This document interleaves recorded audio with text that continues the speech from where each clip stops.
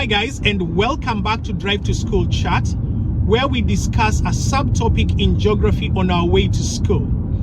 Today, I'd like us to talk about discordant and concordant coastlines.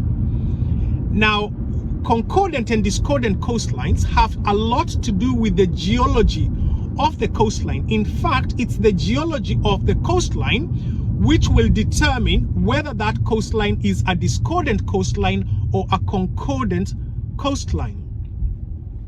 So we are going to begin with discordant coastlines. And for us to distinguish the two, one of the good ways, or the better ways to remember the difference between the two is to think of discordant and then think of the word disadvantage, because disadvantage would imply going against or not being positive. So, but in this case, when we are talking about coastlines, it's a geology that is not in line with the sea. Now, what does that mean? That means that the shape of the geology, or the way the geology appears on that particular coastline, is opposite to the sea. So it's not running parallel to the sea, but instead it's running in the opposite direction, such that the geology is perpendicular to the coastline. So it's at right angles to the sea. Right, so having established that, then we then get on the coast, sometimes we get alternate bands of hard rock and soft rock. And we know that the hard rock will be a lot more resistant to erosion, and then the softer rock will be a lot less resistant to erosion. Now, when that happens, when you have those bands of rock, it means that the softer rock will erode faster and the harder rock or more resistant rock will erode a lot slower. And therefore, on that discordant coastline, you will have the formation of bays and headlands.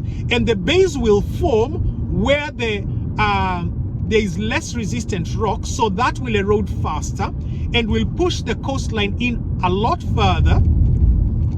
Then where you have more resistant rock, you will have a kind of a rock outcrop, or what you would refer to as a headland, because it will stick out since it's eroding a lot slower than the softer rock that is right next to it.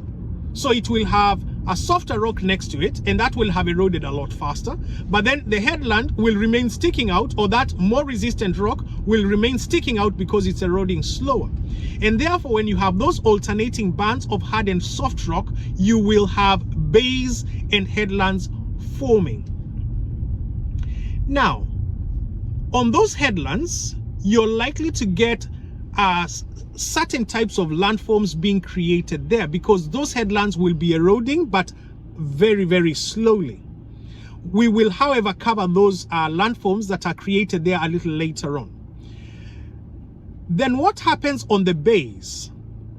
Now, on the bays, you will have deposition of material or sand in most cases, and that will form a beach. So a lot of beaches are going to be formed in those bays. And the reason for that is that the bays are going to be sheltered from the waves because you have headlands right next to them. So those headlands will protect that bay from strong waves, which then means that material can be deposited there and remain there and therefore form a beach. So you will have the formation of beaches on the bays where you have less resistant rock that has eroded faster. And then you will have, let's just mention, then you will have caves, arches, stacks, and stumps forming on a headland where the rock is a lot more resistant. But we'll get to those landforms, caves, arches, stacks, and stumps in a different video. Right, so that is discordant coastlines. What about concordant coastlines? So concordant, again, the word concur. So to concur is to agree. A concordant coastline is running parallel to the sea. So in the same direction as the sea. Now what happens then at a concordant coastline? Now you will have, in most cases, a more resistant rock sitting in front of a less resistant rock, and then you will have a more resistant rock behind it, and then a less resistant rock behind it, and so on. So again, you will have alternating geology, but this time that alternating geology is running parallel to the sea. So this initial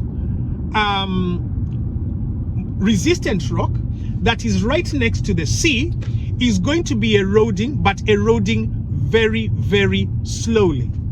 But then eventually, all of it will erode, and the sea will now, have the softer rock to erode, which will erode a lot quicker. And as it erodes a lot quicker, it's going to erode not just backwards, but then it's also going to erode sideways. So it will form a kind of an arc shape as a result, and that shape is what we call a cove.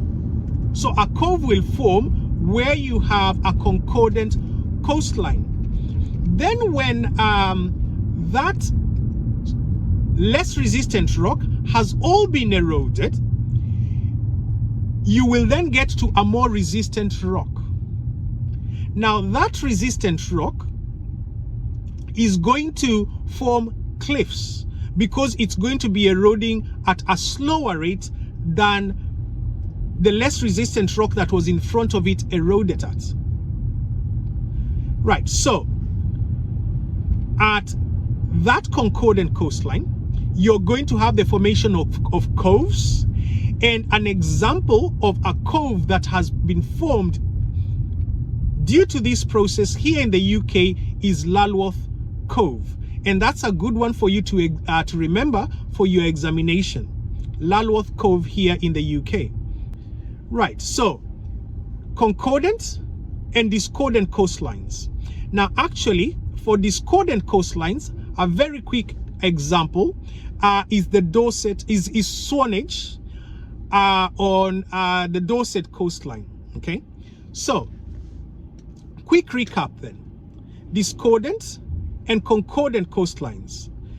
Discordant coastlines run perpendicular, or the geology of discordant coastlines runs perpendicular to the sea, and you get the formation of bays and headlands, and within the bays you can have beaches forming, and then on the headlands you're likely to have caves, arches, stacks and stumps, but we'll be talking about those in a different video.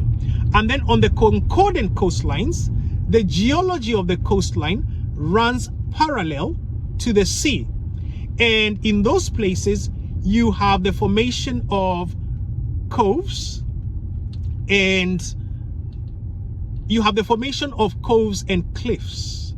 And an example of a cove is Lulworth Cove. That wraps it up for this Drive to School chat on concordant and discordant coastlines. If you have any topic that you'd like us to discuss on our way to school, please do let me know in the comment section below, and we will be sure to discuss it one of these mornings on our way to school. Thank you for joining me in this journey towards excellent exam results.